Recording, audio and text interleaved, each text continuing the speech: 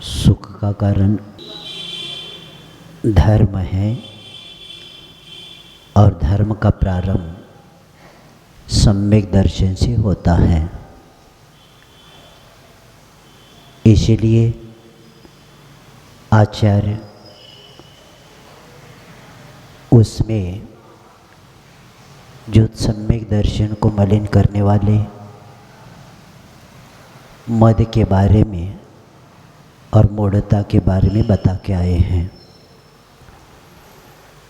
क्योंकि जहाँ घमंड से भरा हुआ मद गर्व से निंदनीय अहंकार, उन्मत्तता, पागलपन और मति भ्रम आदि को कहते हैं।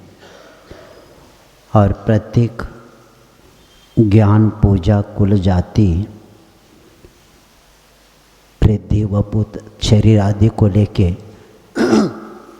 कल विषय हो गया है। क्योंकि धर्म को निर्दोष रखने के लिए साधना की बहुत ज़रूरत पड़ती है।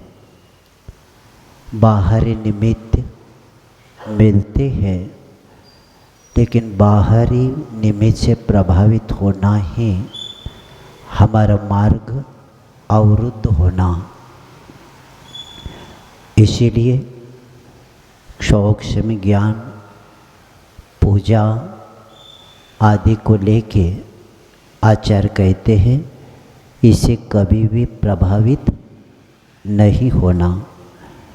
क्योंकि प्रभाव जो रहता है वे हमें आत्मा से बाहर लाता है, बहिर्दृष्टि बन जाती है और इसी के कारण हमारा आहित होने की पूरी संभावना रहती है।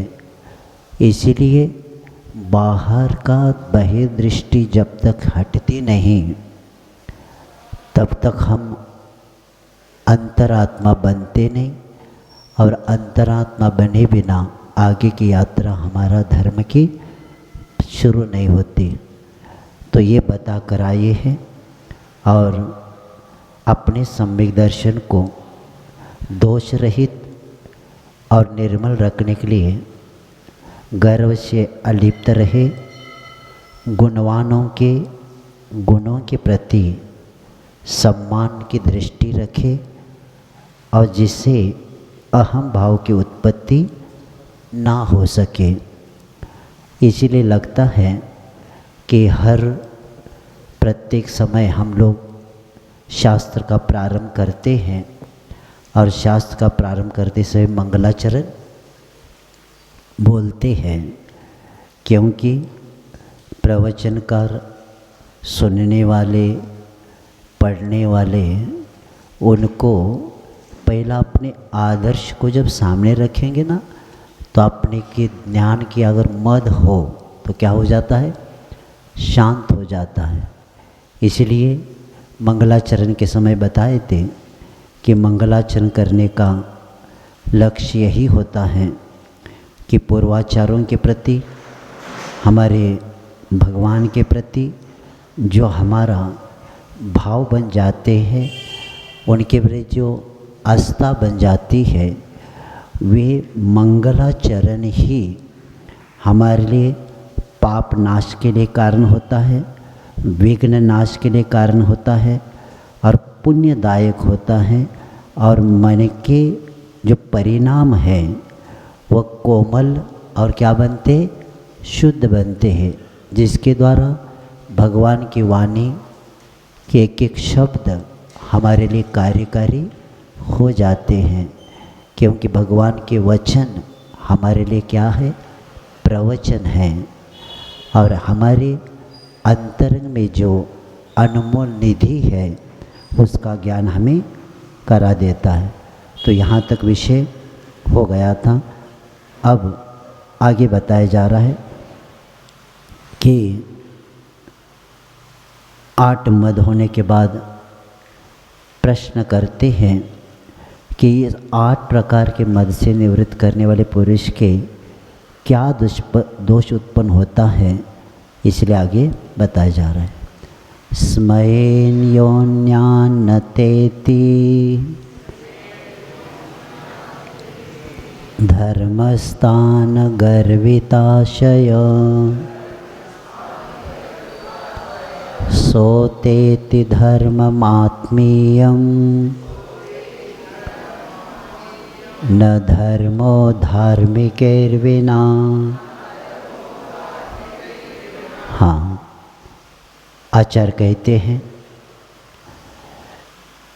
कि स्मयेन, जो इसके पहले श्लोक में मद बताए थे, ऐसे मद से गर्विताशय, गर्वित चित्त होता हुआ वो जो पुरुष धर्म स्थान, यहाँ धर्म का अर्थ क्या लेना, रत्नत्रय रूप धर्म में स्थित, क्योंकि धर्म से सम्यक दर्शन धर्म नहीं, क्योंकि सदृष्टि ज्ञान व्रतानि धर्मम धर्मेश्वरा विदुम, सम्यक दर्शन प्रारंभ हो जाता है धर्म का, श्रद्धा का स्थान, लेकिन धर्म की पूर्णता कब होती है, जब रत्नत्रय प्राप्त करते तब। तो तीनों की एकता होने के बाद ही धर्म कर्म निर्जरा के लिए हमारे कार्यकारी हो जाता है। तो ऐसे रत्नत्रय रूप धर्म में जो स्थित है, अन्य जीवों को क्या करना, अतेति यानी तिरस्कार करता है। वह व्यक्ति किसी रत्नत्रय धारी का तिरस्कार करता है तो व्यक्ति क्या करता है, आत्मीयम धर्म अतेति, यानी अपने धर्म को ही क्या करता है, वो तिरस्कृत करता है। किया किसको, निमित्त दूसरे काम किया, जिसके पास धर्म रत्नत्रय है उसका तिरस्कार किया, तो दूसरा उनका तिरस्कार नहीं किया, अपने धर्म का ही तिरस्कार किया। क्योंकि न धर्मो धार्मिकेर बिना, धर्मात्मा के बिना क्या नहीं होता, धर्म नहीं होता, क्योंकि धर्म आत्मा का गुण है और गुण सदा गुणी के पर आधारित रहता है, और गुणी से गुण कभी पृथक होता ही नहीं। जब ये सिद्धांत है तब अपना रत्नत्रय धर्म किसी व्यक्ति के आश्रय ही रह सकता है। रत्नत्रय न शास्त्र में रहेगा न मंदिर जी में रहेगा। जो व्यक्ति धर्म का पालन करता है, इसे इसके पहले आया था, क्या आया था, स्वभाव तो सूचिकाये रत्नत्रय पवित्रते। तो आचार्य क्या कहते कि हमने किसी के प्रति ग्लानि किया, अपवित्र शरीर को रत्नत्रय को देख के, तो आचार्य कहते हैं हमने भी उनका तिरस्कार किया, इसीलिए क्योंकि धर्म पवित्र है और धर्म को धारण करने वाला व्यक्ति भी पवित्र बन जाता है। यानी धर्म पवित्र होने के कारण धारण करने वाला पवित्र व्यक्ति बन जाता है, और उसका हम तिरस्कार करेंगे तो क्या हो जाएगा, धर्म का ही तिरस्कार, क्योंकि रत्नत्रय पवित्रते ये शब्द दिया है। क्योंकि स्वयं शुद्धस्य मार्गस्य, ये क्या है, स्वयं शुद्ध मार्ग है। मार्गी किसी की गलती हो सकती है, लेकिन हम उस व्यक्ति के दोष को, मार्ग को दोष नहीं दे सकते।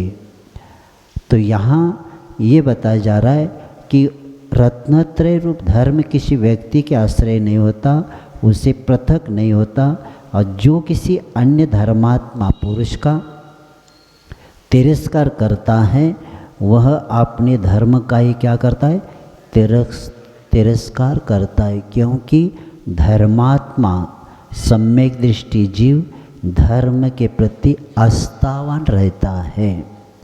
और इस बात को लेके कहते हैं क्योंकि मद जो होता है कि पर सापेक्ष ही होता है। और इसीलिए यहाँ बताया जा रहा है कि दृष्टि में भेद नहीं होना चाहिए, तब जाकर मान क्या होता है, चूर हो सकता है।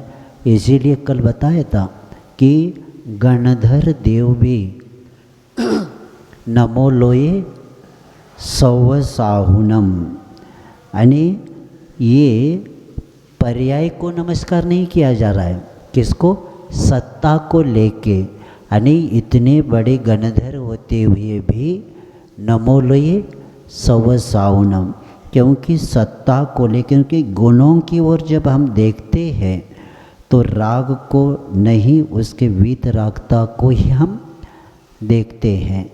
तो इसीलिए पर्याय दृष्टि नहीं रहते हुए हमें उस सत्ता को लेकर काम करेंगे तो किसी के प्रति क्या नहीं होगा, मद उत्पन्न नहीं होता। और इसीलिए कषायों से बचना है तो दूसरों के बारे में नहीं सोचना, क्योंकि सोचे हो गया। इसीलिए बहुत सावधान रहना पड़ता। आचार्य जी बता रहे थे, कभी कभी जैसे होली आदि में बाहर हल्ला हो रहा है ना, तो इच्छा हो जाती खिड़की तरफ खोल के देख लो क्या हो रहा है। और वो रंग मारने वाले तो वो भी खिड़की के पास खड़ा है, उसको पता है ये खोलने वाला है, क्योंकि कितना चंचल है मालूम है उसको। वो क्या करता है, खिड़की पास खड़ा होता है, यूँ बोलता है थोड़ा सा खोलता है, खोलते ही बाहर से क्या होता है, मार देता है। तो उसी तरह खिड़की खोल लिया तो रंग आ गया। तो उसी तरह बाहर का सोच लिया, हो गया कर्म का बंध। क्योंकि सोच बहुत उज्जवल बनना चाहिए, आत्मीयता, क्योंकि तीर्थंकर प्रकृति का बंद करने वाला वह जीव क्या करता है, प्राणी मात्र की कल्याण की भावना भाता है। और इसी के कारण अब जो व्यक्ति आत्मीयता प्रत्येक जीव से रखता है वही जीव ऐसे भाव को भा सकता है। तो क्षमा वाणी के दिन क्षमा मांगने की जरूरत नहीं पड़ती। अब हो गया, क्षमा वाणी हो गई, नया खाता खुल गया। जैसे दिवाली के दिन चेंज करते हम खाता हुए, वैसे ये शुरू हो गया। लेकिन कहा गया है कि ये भाव सदा हमें बना रहे, ये संस्कार आत्मा पर सदा बना रहे ये। और इसके लिए मन को शांत करने के लिए दूसरों को विषय नहीं बनाना, मन को शांत करना सबसे बड़ी साधना है। इसलिए समंत भद्राचार्य कहते हैं, शांतिनाथ भगवान के स्तुति के समय भगवान बनने का फार्मूला सदोष शांत्या विहितात्म शांति। बस दोष दूसरे के नहीं होते, दोष किसके होते, अपने होते। तो अपने दोषों को शांत करना ही आत्मा में शांति प्राप्त करना। इसलिए बार बार मन को समझाना पड़ता है, बार बार जिनवाने का आधार लेना पड़ता है। जैसे आत्मानुशासन में आचार्य कहते हैं कि श्रुत के स्कंद के उस वृक्ष पर सदा आपका निवास रहना चाहिए, क्योंकि बंदर जैसे वो वृक्ष पर बैठ के शांत वही तो चंचल भी होता है, लेकिन हमारा मन कितना चंचल है। क्योंकि कहा जाता है, जब भी आचार्य बताते हैं कि बंदर जैसे चंचल नहीं होना चाहिए, लेकिन गुरु महाराज जी ने कहा, इसके आगे जाकर बताया, पहले के आचार्यों ने लिखा मन चंचल है। अब आचार्य महाराज जी कहते काल बहुत निकल गया, अब क्या करना मन में, कि बंदर बैठा है वृक्ष के ऊपर, पहला चंचल है, उसको बिच्छू काटता है, पहला शराब पिलाता है, पहला चंचल बाद में क्या करना, बंदर को शराब पिलाना तो और चंचल, बाद में उसको बिच्छू काटना चाहिए। क्या होगा, कुछ समझ में नहीं आ रहा है। वो कहते क्या होगा, ये कितना चंचल। पहला चंचल है, उसमें उसको शराब पिलाया और चंचल बन गया, और बाद में उसको बिच्छू ने काटा। अध्यक्ष क्या करना, इतना चंचल अपना वर्तमान में भौतिकता के कारण, इतना एक साधक ने लिखा है, भगवान जब भी मैं ऊपर देखो आपसे संबंधित वस्तु देखे, क्योंकि ऊपर देखना भी अभी पाप है। अच्छी वस्तु, गुणों के विकास करने वाली वस्तु एक भी दिखने में नहीं आती। भौतिकता का ये प्रभाव है, और मन को शांत करने के लिए शांत ही बैठना पड़ता है, किसी को विषय नहीं बनाना। और इसीलिए नमोकार कल समय सार के गुरु महाराज जी के प्रवचन समय सार पढ़ते वो पढ़ रहे थे। आचार्य महाराज जी ने कहा कुछ नहीं आता तो पंच परमेष्टि, कैसा समय निकाले, पंच परमेष्टि के गुणों को याद करो, संख्या को याद करो। पांचों परमेष्टि के अरिहंत परमेष्टि, सिद्ध परमेष्टि, आचार परमेष्टि, उपाध्याय परमेष्टि और साधु परमेष्टि, प्रत्येक के मूल गुणों को स्मरण करो, संख्या को स्मरण करो। और ये स्मरण करते हुए गुणों की ओर थोड़ी सी हमारी दृष्टि जाए तो भी हमारा धर्म ध्यान होता ही रहता है, और मन हमारा उस विषयों से कषाय से बैठकर शांत होता है। क्योंकि दूसरों का तिरस्कार करना ही अपने आप को तिरस्कृत करना। दूसरों का तिरस्कार किया, लेकिन हम ही क्या हो गए, तिरस्कृत हो गए। किसके द्वारा, धर्म के द्वारा। तो ऐसे, क्योंकि दूसरों को कुछ हमें काला लगाना है तो पहला अपने हाथ को काला करके लेना ही पड़ता है। और इसीलिए आचार्य कहते कर्तव्य को समझ के हमें प्रत्येक कार्य करना चाहिए, और मानसिक स्तर गिरना नहीं चाहिए। हमारा मानसिक स्तर क्या होता है, बहुत जल्दी गिर जाता है, और उसके कारण साधना की कमी मानी जाएगी। मानसिक स्तर गिरना ही साधना की कमी हो जाती, क्योंकि नाना जीवा नाना कमा, कहाँ कहाँ देखते रहेंगे हम, किससे क्या संबंध है हमारा। लेकिन दूसरों के निमित्त से हम हमारे परिणाम इतने बिगाड़ते रहते, सामने वाला अज्ञानी रहता है, लेकिन उसके पीछे हम भी राग द्वेष करेंगे। क्योंकि आचार्य सिंह का एक सेंटेंस है, देखो, दूसरों के निमित्त से अपने परिणाम बिगाड़ना ये अज्ञानता है। और प्राय करके हम दूसरे को निमित्त लेके ही क्या करते, अपने परिणाम बिगाड़ते रहते। सामने वालों का धर्म नहीं है, अज्ञानता है, कषाय है। उस कषाय के पीछे, क्योंकि क्षमावाणी के दिन बताया था, क्रोध का निमित्त मिलने के बाद भी क्या नहीं करना, क्रोध नहीं करना, यही उत्तम क्षमा धर्म है। क्योंकि पार्श्वनाथ जी को ज्ञात है कि मेरी गलती नहीं है, तो भी कमठ इतनी बार उपसर्ग करता गया हर भाव में, लेकिन एक बार भी उत्तर, हमें शांत रहना है, क्योंकि हमें भगवान बनना है और तुम्हें संसार में रहना है। कहाँ कहाँ हम काम करेंगे। तो इसीलिए मन को शांत करने के लिए हमें मानसिक स्तर को भी बहुत अच्छा रखना पड़ेगा, क्योंकि चैतन्य परिणाम का नाम ही धर्म है।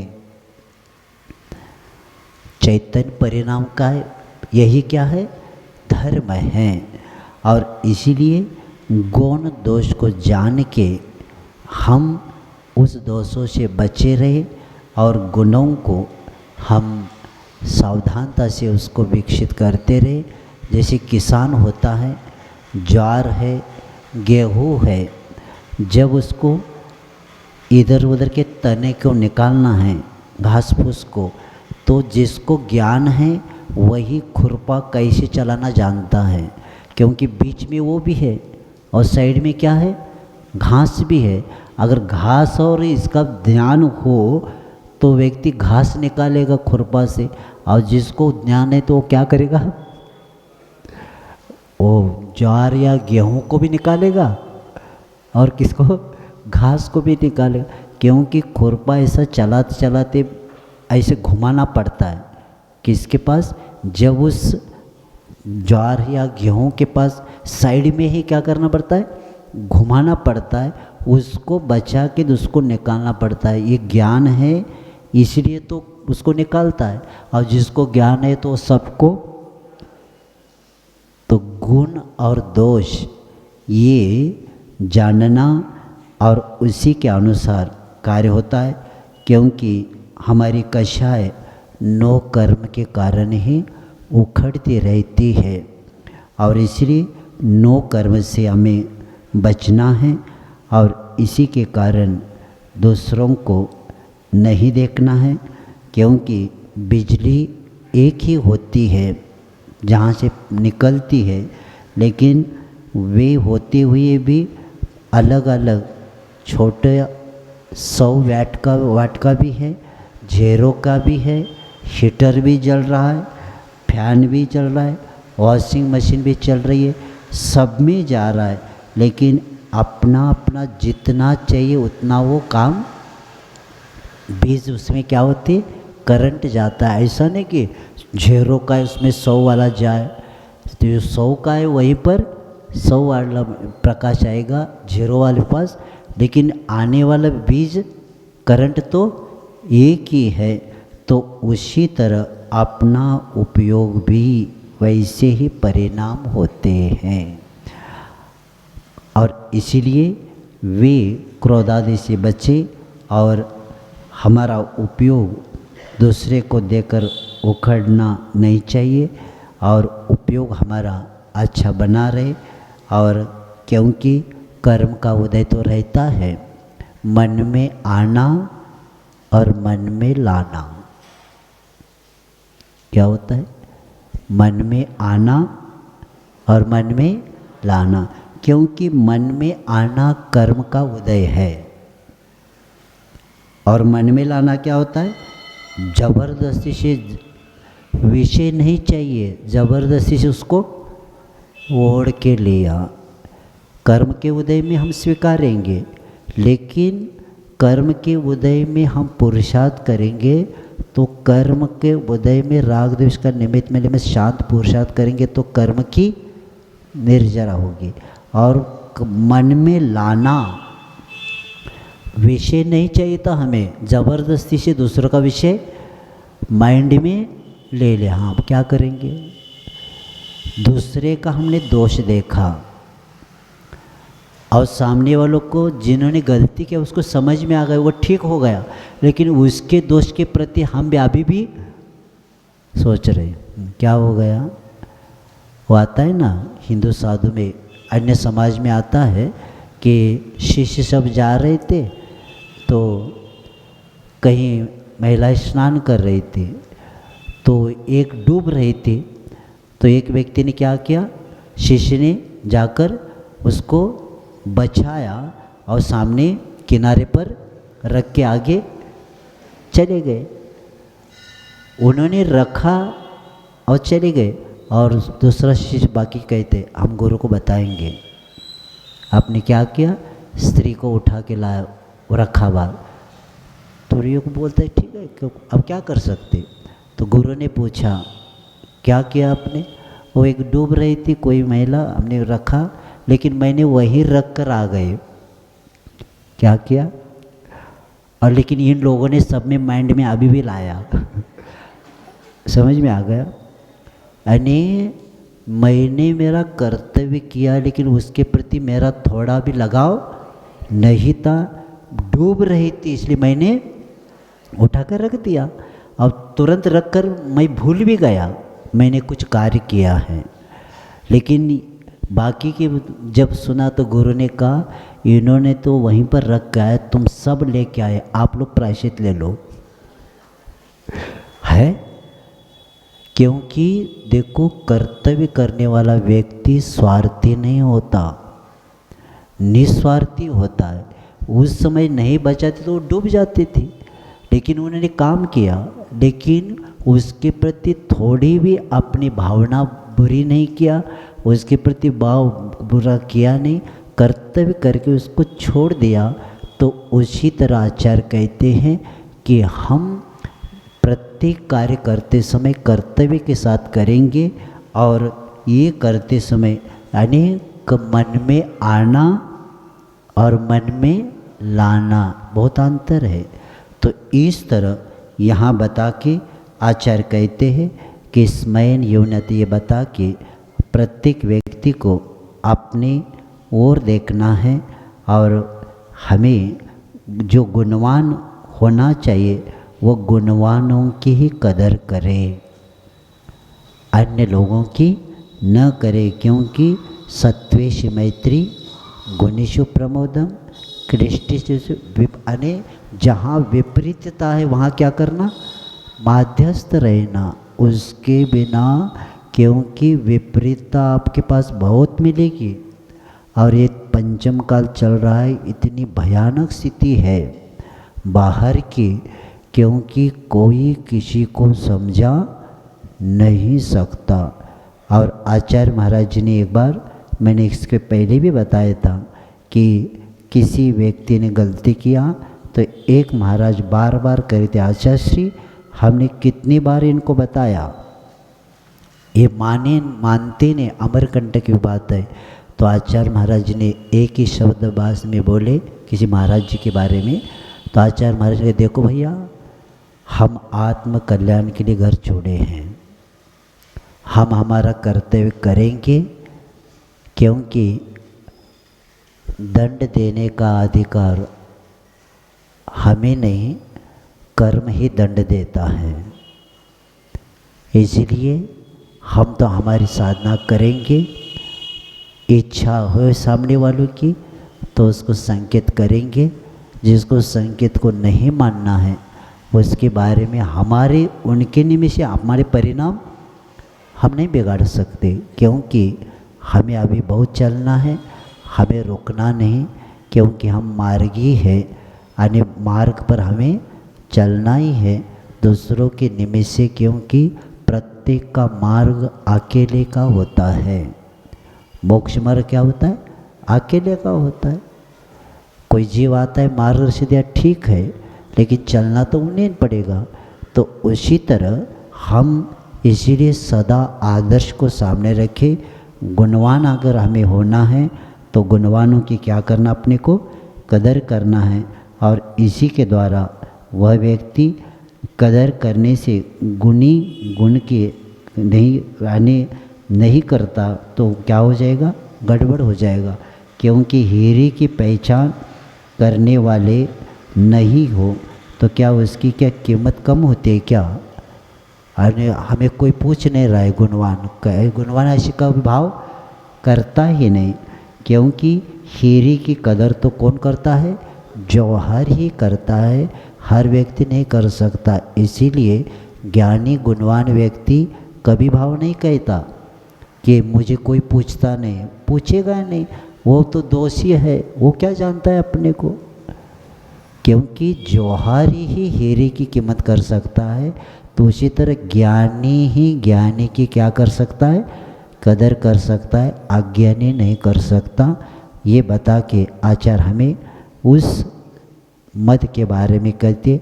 अब इसी बात को लेके और कहते हैं कि जैसे अभी 8 प्रकार के मद बताकर आए थे, तो जैसे कुल ऐश्वर्य आदि को लेके आदि से संपन्न मनुष्य के द्वारा मद का निषेध किस प्रकार किया जाता है उसी के लिए बताते। यदि पाप निरोधोन्य संपदा किं प्रयोजनम् अथ पापाश्रवोस्तन्य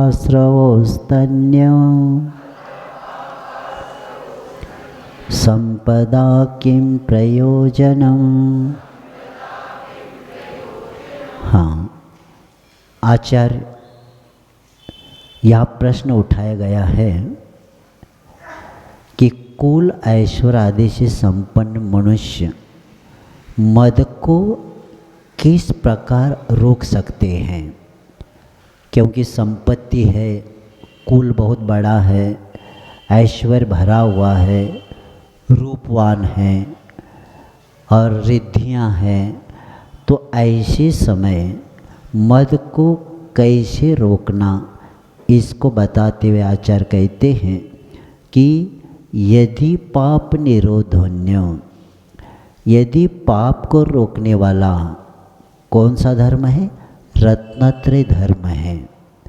रत्नत्रय धर्म के बिना पाप रुकता नहीं। पाप क्रिया निवृत्ति चारित्रम, सर्वासिद्धि में आचार्य बताते कि पाप क्रिया की निवृत्ति क्या है, चारित्र है। और ये पाप को रोकने वाला जब रत्नत्रय धर्म है तो अन्य संपत्ति से क्या प्रयोजन है। हमारे पास सबसे बड़ी संपत्ति है कौन सी, रत्नत्रय धर्म। क्योंकि रत्नत्रय धर्म कल परसों बताया था कि रत्नत्रय ही ईश्वर बनने का मार्ग है। रत्नत्रय मार्ग क्या है, धर्म, यही ईश्वर बनने का मार्ग है। तब ऐसी इतनी संपदा हमारे पास है तो अन्य संपत्ति से क्या प्रयोजन है।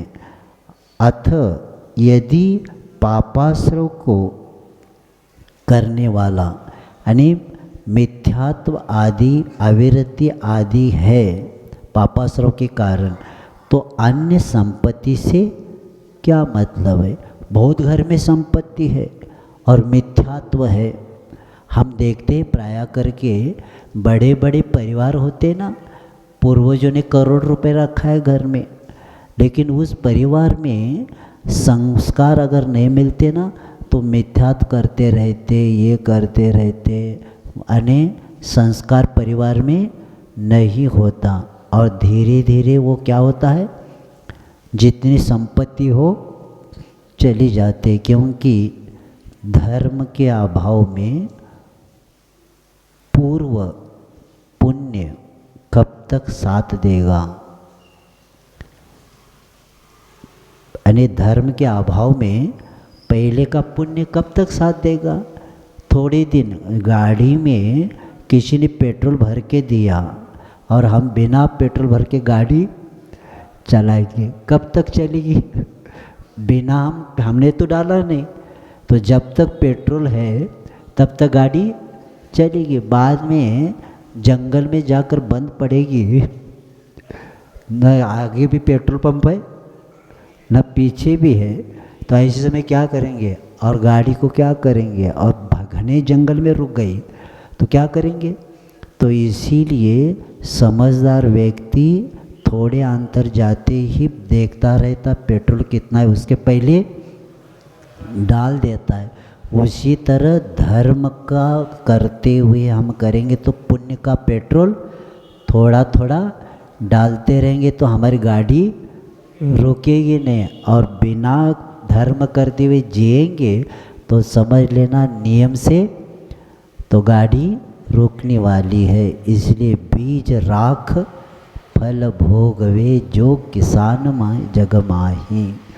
तो इसलिए किसान क्या करता है कि बीज को पहला रख देता है राख में, बाद में खाता है। उसी तरह धर्मात्मा धर्म के द्वारा पुण्य मिलने के बाद भी सदुपयोग करता है, उसका दुरुपयोग नहीं करता है। तो यही बात यहाँ बताया जा रहा है कि मिथ्यात्व आदि है, अब उस संपदा से क्या मतलब है। तो इसी उत्तर में कहते हैं विवेकी जीव को सदा ऐसे विचार करना चाहिए कि यदि मेरे सूक्ष्म ज्ञानावरणादि अशुभ कर्म कुरूपी पाप को रोकने वाला मेरे पास कौन सा धर्म है? रत्नत्रय धर्म है। तो मुझे कुल ऐश्वर्य आदि संपत्ति से क्या मतलब है? क्योंकि उससे श्रेष्ठतम संपत्ति रूप जो रत्नत्रय धर्म मेरे पास है, तो इसके विपरीत जो ज्ञानावरणादि अशुभ कर्म रूप जो पाप का आश्रव है, मिथ्यात्व अविरति आदि भाव विद्यमान है, तो अन्य संपत्ति से क्या मतलब है? क्योंकि ये आश्रव ही दुर्गति गमन के लिए कारण है। इधर सुगति के लिए कारण है रत्नत्रय, और ये किसके लिए? दुर्गति के लिए, गमन के लिए कारण है, और इससे नियम से दुर्गति हो जाती है। ऐसे विचार करने से कुल ऐश्वर्य आदि का गर्व क्या हो जाता है? दूर हो जाता है। इसीलिए कहा जाता है, आयुर्वेद में जैसे बताते, पथ्य है तो औषध से मतलब ही नहीं। पथ्य का पालन करने वाला व्यक्ति औषध की जरूरत नहीं, और अपत्य है तो दवा किस काम की? दवा भी खाते जाओ, अपत्य भी खाते जाओ। खांसी लगी है, इधर खांसी की गोली भी लिया जा रहा है, इधर दही भी लिया जा रहा है। बहुत अच्छा, तुम देते जाओ, मैं खाता जाता हूँ। तो ये अपत्य को छोड़े बिना दवा काम नहीं करती। और ये भी बात है, पथ्य का पालन करने वाला व्यक्ति बीमार पड़ता ही नहीं। तो इसीलिए पूत सपुत हो का धन संचय, और पूत कपुत हो का धन संचय, वही बात यहाँ बताया जा रहा है। तो जिसके यहाँ पाप के जो कारण है उससे बचना है, क्योंकि पाप के निरोध के बाद संपदा किस काम की, किस प्रयोजन की?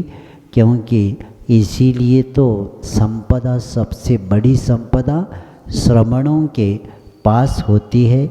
इसीलिए श्रमणों के चरणों की धूलि को मस्तक पर क्यों लगाते हैं? क्योंकि जिसके पास अमूल्य निधि प्राप्त करने के जो साधन है रत्नत्रय, यही सबसे बड़ी संपत्ति है। श्रावक के पास भी होते रत्न, कितने होते? श्रावक के पास 2 रत्न होते, एक सम्यक दर्शन और सम्यक ज्ञान होता है। लेकिन 2 रत्न से काम नहीं होता, कितने चाहिए? 3 रत्नत्रय होने के बाद ही संपत्तिवान माना जाता है, 2 वाला नहीं माना जाता। क्योंकि पूर्ण संपत्ति तब मानी जाती है कि जिसके द्वारा अंतिम लक्ष्य प्राप्त होता है। और इसीलिए श्रमणों के चरणों की धूलि को क्या करते लोग? मस्तक पर लगाते। क्यों? क्योंकि धूलि भी चरण के कारण क्या हो गया? यानी उस संपर्क में आने के बाद उस धूलि भी पवित्र बन गई। वो एक और निरंजन कहीं आता है, किसी लेखक ने लिखा है कि धूलि भाव करती है कि उस गुरु के चरणों में मैं लग जाऊं, उसके निमित्त से, उनके निमित्त से मैं भी आगे ऊपर उठ जाऊं। और ऐसी पवित्रता के कारण होता है। और परिग्रहता यानी पवित्र क्यों आ गई? परिग्रह को उतारने के बाद, यानी परिग्रह कोट उतार के, परिग्रह उतारते ही व्यक्ति क्या बन जाता है? पवित्र बन जाता है। और इसी के कारण सचित परिग्रह आदि पापाश्रव का कारण भी होता है। और बहिरंग और अंतरंग परिग्रह जब छूट जाता है तब काम होता है। लेकिन संसारी करना तो चाहता है, लेकिन तेल नॉन लकड़ी में इतने जकड़ जाता है कि उसमें मकड़ी जैसे फंस जाता है। 3 काम करता है संसारी। क्या क्या करता है? तेल, लोन, लकड़ी, और पूरा जीवन इसी जकड़ी।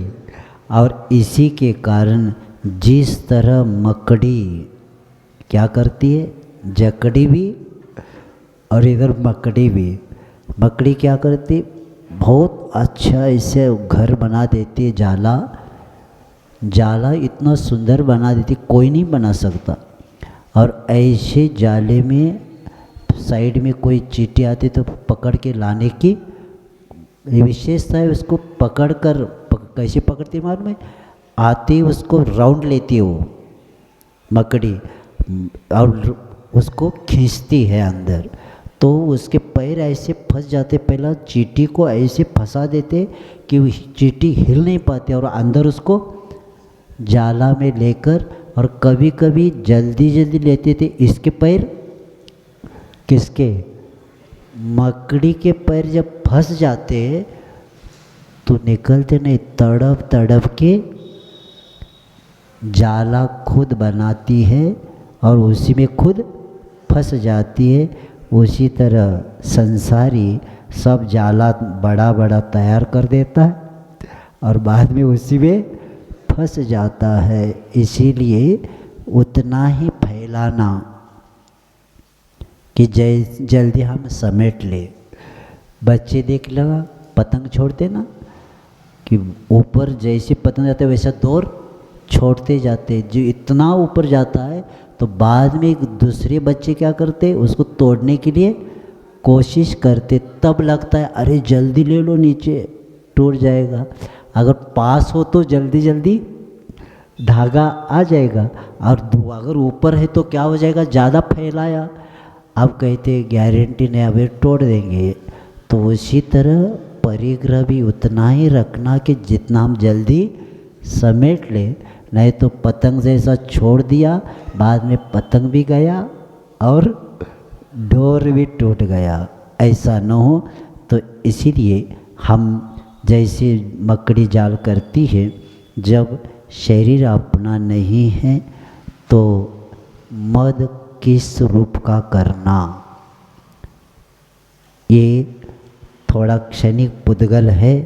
और पुद्गल का जो पूरन गलन जिसका स्वभाव है, तो अन्य इस ऐश्वर्य आदि रूप आदि का हमें अन्य इसके क्या मतलब है, क्योंकि सुखी संपदा की जानकारी नहीं होती।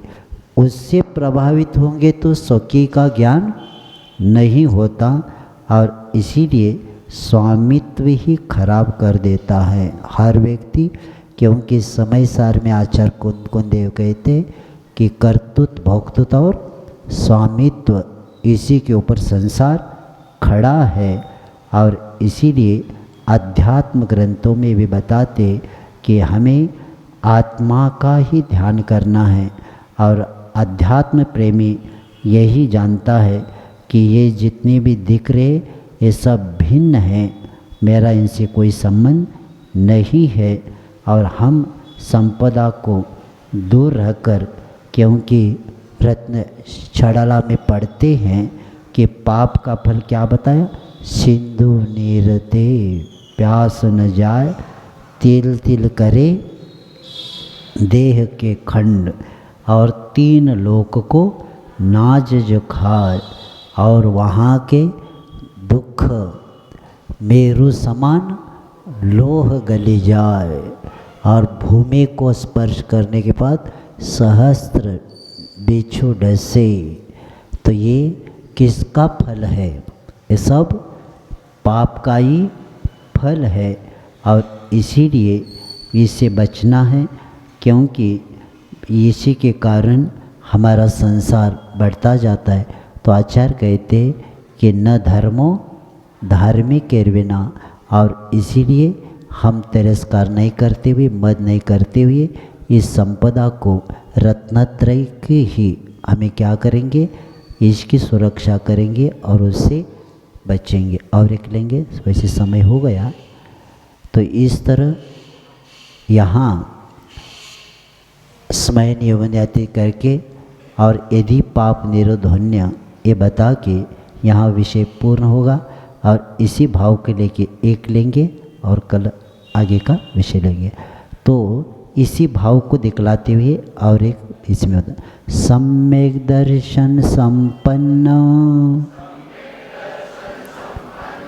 मपि मातंग देहजं देवादेवं विदुर्भस्म गूढ़ांगारांतरौजसम।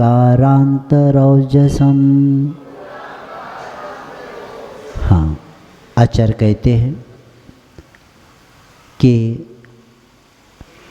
श्रद्धा का विषय युक्ति से नहीं दे सकते। जैसे देवान यहाँ गंधर्व आदि देव मातंग देहजम अपि चांडाल कुल में उत्पन्न होने पर भी सम्यक दर्शन संपन्न, सम्यक दर्शन से युक्त जीव को क्या कहा? भस्म गूढ़ांग आरांत रोजसम, यानी भस्म से आच्छादित अंगार। क्या होता है? अंदर कैसा होता है? ऐसे ढका हुआ भीतर भाग से समान तेज से क्या होता है? वो युक्त होता है। तो इस बात को बताते हुए आचार्य कहते हैं क्योंकि सम्यक दर्शन आत्मा के श्रद्धा गुण के क्या निर्मल एक पर्याय है, और सम्यक दर्शन सिर्फ एक गति में नहीं होता और उच्च कुल वालों को नहीं होता, क्योंकि सम्यक दर्शन चारों गतियों के सौम्य पंचेंद्रिय पर्याप्त भव्य जीव को हो सकता है। यानी इसका अर्थ यही हुआ कि किसी गति जाति कुल का प्रतिबंध नहीं है। ऐसा नहीं कि इस कुल वालों को ही होता है, इसी जाति वालों को ही होता है, और इसी नहीं, गति भी कौन सी भी गति हो, गति जाति और कुल या किस कुल का प्रतिबंध नहीं है। ये बताते हुए आचार्य कहते कि चांडाल कुल में उत्पन्न होने पर भी यदि कोई पुरुष सम्यक दर्शन से संपन्न है तो कहते हैं वे गणधर आदर के योग्य कहते, क्योंकि देवावि तस्पन्मन्ति जस धम्मे सया मनो, यानी जिसका मन सदा किस में रहता है? धर्म में रहता है, उसे देव भी क्या करते हैं? नमस्कार करते हैं। तो ऐसे पुरुष का तेज भस्म से आच्छादित अंगार के भीतरी तेज के समान होता है। तो जिसके आत्मा में सम्यक दर्शन प्रकट हो गया तो वो क्या होता है? आदरणीय होता है। इस बात को बताते हुए आचार्य संबंधबद्ध महाराज कहते हैं कि सम्यक दर्शन किसी गति जाति और कुल से संबंध नहीं, प्रत्येक चारों गति में प्रत्येक जीव क्या कर सकता है? सम्यक दर्शन को प्राप्त कर सकता है। कौन से जाति का भी हो, कौन से भी कुल का हो। और इसीलिए यह मातंग शब्द दे के आचार्य कहते हैं ऊपर से पर्याय मातंग दिख रही है। जैसे अंगार किसके द्वारा? राख के द्वारा क्या होता है? ऊपर से राख अपने को दिख रहा है, लेकिन अंदर से भीतर उसमें क्या है? अंगारा है।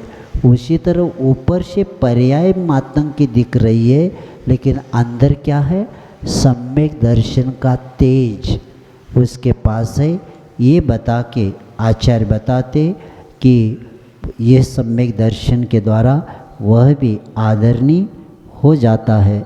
और जिसके ये भस्म का आवरण चढ़ा हुआ है, कितनी भी महान भाव इस श्लोक को यानी इसका प्रतिपादन करते हैं कि जाति कुल कोई चीज़ नहीं, और संबंध में महाराज की सम्यक दर्शन से चांडाल को भी देव के द्वारा यानी इसके द्वारा क्या का आदरणीय बताया। ये बता के कुल उत्पन्न के नीच कुल से भी होकर भी सम्यक दर्शन ही उसके पास होने के कारण, क्योंकि चांडाल आदि कुल में उत्पन्न हुआ सम्यक दृष्टि या देशवती श्रावक उतना ही आदर का पात्र होता है जितना कि चरणानुग उसको स्वीकार करता है। और इस तरह ये बता के अब कल बताएंगे कि धर्म और अधर्म की व्याख्या, धर्म करने वाला कहाँ जाता है, अधर्म करने वाला कहाँ जाता है, कल बताएंगे। पाठ करेंगे आज के दिन।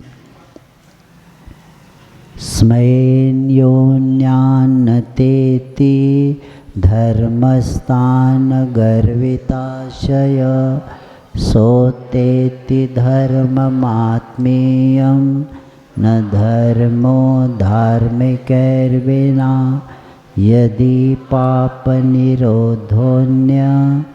संपदा किं प्रयोजनम् अत पापाश्रवोस्तन्य संपदा किं प्रयोजन सम्यक् दर्शन संपन्न मपि मातंगदेहजं देवादेवं विदुर्भस्मं गूढ़ांगारांतरोजसं। जावानी के ज्ञान से सुजय लोकालोक सो